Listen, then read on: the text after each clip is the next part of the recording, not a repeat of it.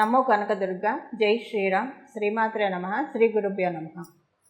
క్రోధీనామ సంవత్సరంలో దేవగురువు అయిన బృహస్పతి ఆయన తన సంచారాన్ని మేషరాశి నుంచి కాలపురుషుడి కుండలిలో ప్రథమ రాశి అయిన మేషరాశి నుంచి వృషభ రాశిలోకి మారుతూ ఉన్నాడు. మేషరాశిలో ఆయన సంచారం చాలించి వృషభ రాశిలోకి ఆయన అడిగడిపోతూ ఉన్నాడు మే 2వ తారీఖు నుంచి. ఆయన ఏ రాశిలో అయినా కూడా ఒక సంవత్సరం కాలం పాటు ఆయన సంచారం సాగుతుంది.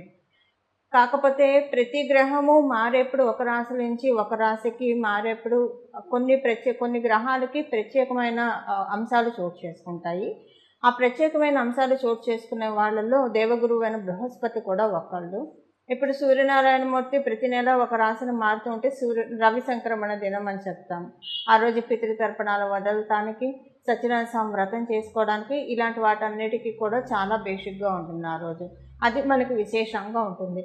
అలాగే ఆయన ఉత్తరాయణ పుణ్యకాలం, దక్షిణాయన పుణ్యకాలం, ఇదంతా కూడా సూర్యనారాయణమూర్తి సంక్రమణం వల్ల ఒక రాశి నుంచి ఒక రాశికి మారడం వల్ల ఉంటుంది. అలాగే శనేశ్వరుడు ఆయన ఒక రాశి నుంచి ఇంకో రాశికి మారినప్పుడు కొన్ని రాశుల వాళ్ళకి ఏలినాటి శని ఉంటుంది, కొన్ని రాశుల వాళ్ళకి అష్టమ శని ఉంటుంది, కొన్ని రాశుల వాళ్ళకి అర్ధాష్టమ శని ఉంటుంది, కొన్ని రాశుల వాళ్ళకి కంటక శని ఉంటుంది. ఇలాగ ఆయన ఒక రాశి నుంచి ఇంకో రాశిలో మారినప్పుడు డెఫినెట్గా అదొక స్పెషల్, ఒక విశిష్ట గోచర గ్రహస్థితే అవుతుంది. అలాగే మనకి గురు భగవానుడు కూడా దేవగురువైన బృహస్పతి ఆయన ఒక రాశిలోంచి ఇంకో రాశిలోకి మారారంటే వీళ్ళందరినీ మించి ఒక మంచి విశేషాంశం ఉంటుంది.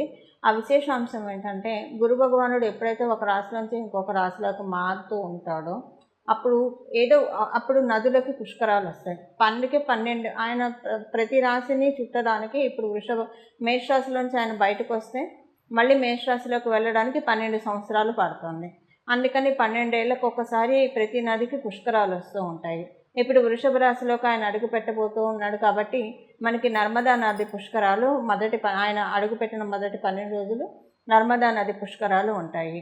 అలాగా గురు భగవానుడు ఒక రాశిలోంచి ఇంకో రాశిలోకి మారుతున్నాడు అంటే కనుక డెఫినెట్గా పుష్కరాలు నదికి వస్తాయి. అంటే 12 నదులకి పుష్కరాలు వస్తాయి అన్నమాట. 12 సంవత్సరాలకు ఒకసారి రావడానికి కూడా కారణం అదే, ఏ నదికైనా కూడా. ఎందుకంటే మళ్ళీ ఆ రాశిలోకి ఆయన వదిలేసిన తర్వాత మళ్ళీ ఆ రాశిలోకి రావడానికి 12 సంవత్సరాల టైం లిటరల్గా తీసుకుంటాడు. అందువల్ల ఇప్పుడు గురు భగవానుడు ఒక సంవత్సర కాలం పాటు వృషభ రాశిలో ఆయన సంచారం సాగుతుంది. మధ్యలో ఆయన వక్రగతిలోకి కూడా వెళ్తూ ఉన్నాడు. వక్రగతిలోకి ఎప్పుడు వెళ్తున్నాడు? అక్టోబర్ 10వ తారీఖు నుంచి వక్రగతిలోకి వెళ్ళి అక్కడి నుంచి కొన్ని నెలల పాటు అంటే ఫిబ్రవరి 2వ తారీఖు 2025వ సంవత్సరము ఫిబ్రవరి 2వ తారీఖు వరకు కూడా ఆయన వక్రగతిలోనే ఉంటాడు. సో ఈ వక్రగతి గురించి మళ్ళీ మనం సపరేట్గా మన ఛానల్లో అప్డేట్స్ వస్తూనే ఉంటాయి.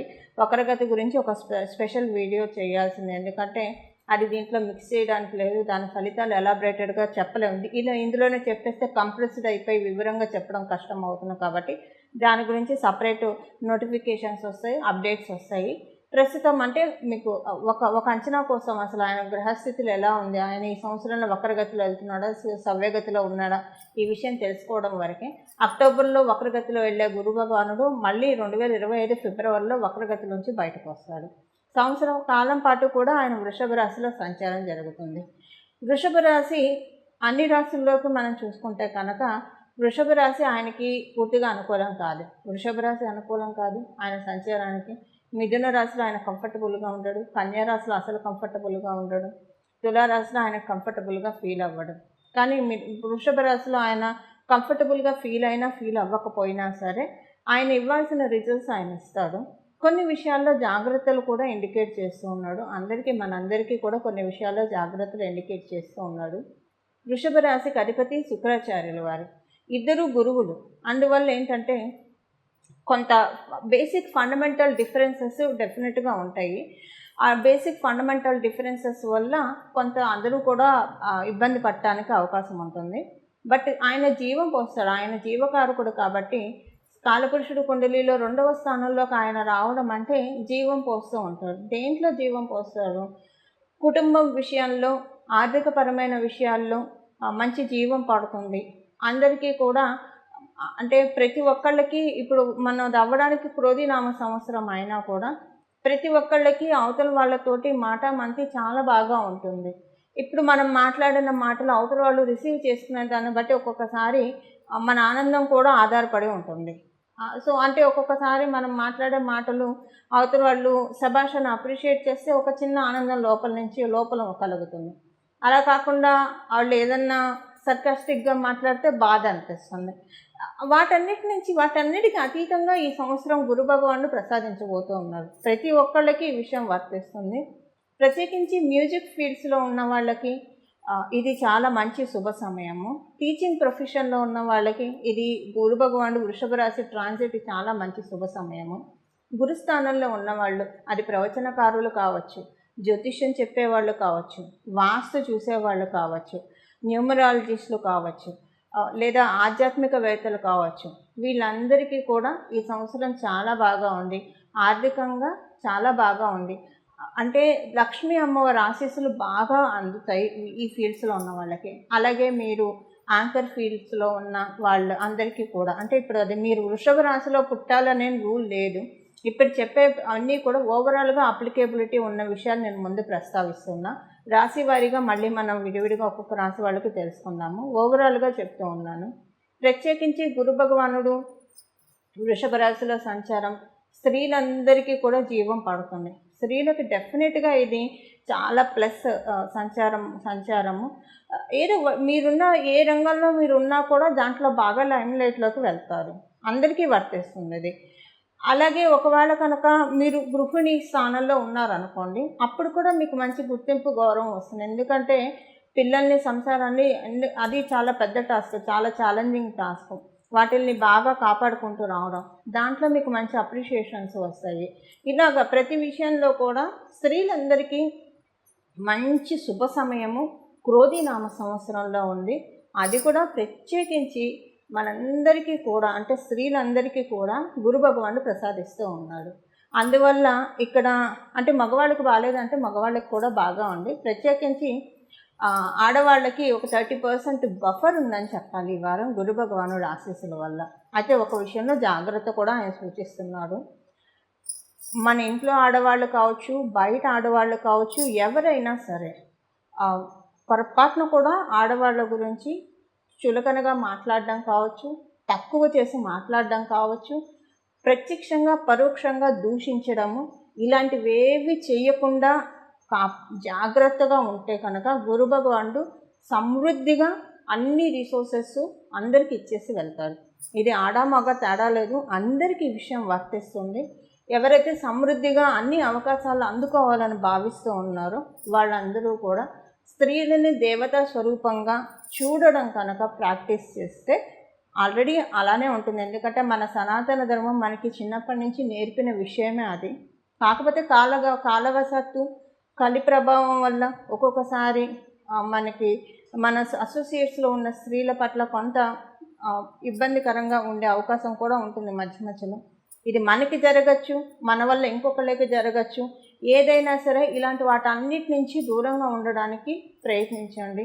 దానివల్ల ఏంటంటే ఈ వారం డెఫినెట్గా ఈ సంవత్సరం అంతా కూడా డెఫినెట్గా అబండెన్స్, సమృద్ధి, జీవకారకుడు కాబట్టి ఆయన ఇవ్వదలుచుకుంటే గురు భగవానుడు ఏమీ ఆలోచించడు. వెనక ముందు ఆలోచించకుండా చక్కగా రిజల్ట్స్ ఇస్తాడు.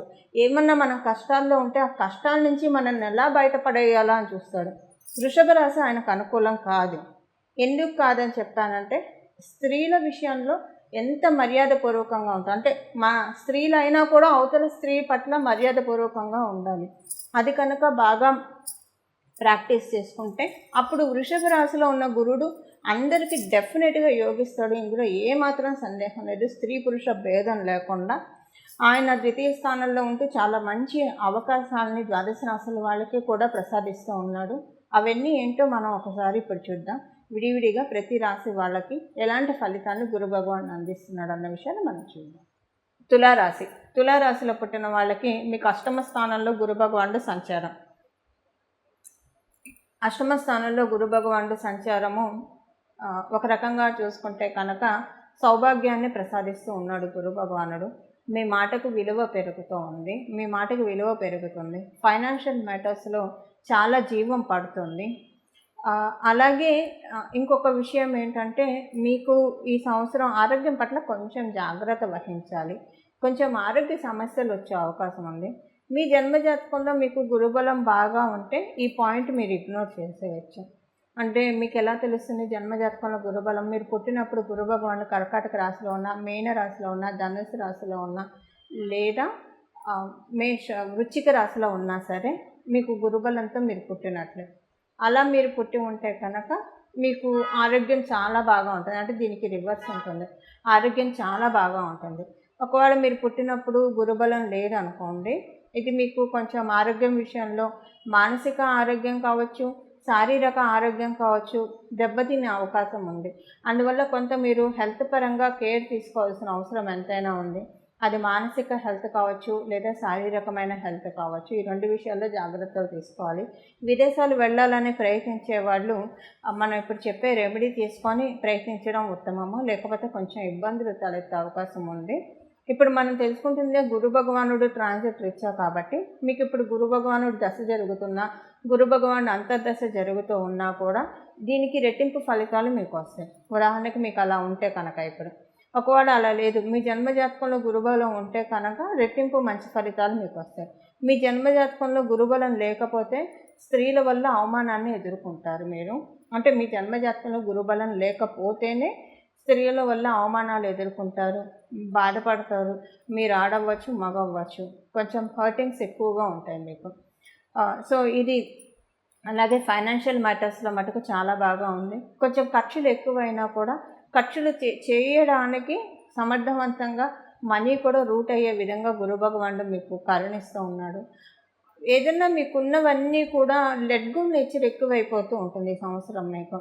సరే, ఏదైనా కూడా కొంచెం తేలిగ్గా అంటే ఏది ఎంతవరకు ఎక్కువ బాధపడకుండా, ఏది ఎలా జరగాలో అంతా దైవం చూసుకుంటాడు అన్న నేచర్ కొంచెం ఎక్కువగా ఉంటుంది ఈ సంవత్సరం మీకు. వ్యయస్థానం మీద గురు భగవానుడు దృష్టి పెట్టడం, అక్కడ కేతు భగవానుడు సంచారము ఒక రకంగా మిమ్మల్ని అటాచ్డ్ బట్ డిటాచ్డ్ కండిషన్లోకి తీసుకెళ్ళిపోతుంది. ఏ విషయం మిమ్మల్ని ఆనందపెట్టదు, ఏ విషయం మిమ్మల్ని బాధ పెట్టదు, అలాంటి ఒక పెక్యులియర్ స్టేట్లోకి ఆ గ్రహస్థితులు తీసుకెళ్తూ ఉన్నాయి మిమ్మల్ని ఈ సంవత్సరము. కమ్యూనికేటివ్ ఫీల్డ్స్లో ఉన్న వాళ్ళకి చాలా మంచి శుభ సమయము. మీరు సేల్స్ రంగంలో ఉన్న, ఏదైనా కమ్యూనికేటివ్ ఫీల్డ్స్లో ఉన్న వాళ్ళకి చాలా మంచి శుభ సమయం. విద్యార్థులకి చాలా అంటే చాలా మంచి శుభ సమయం, ప్లస్ పీరియడ్ అనే చెప్పాలి. చాలా బాగా ఉంటుంది.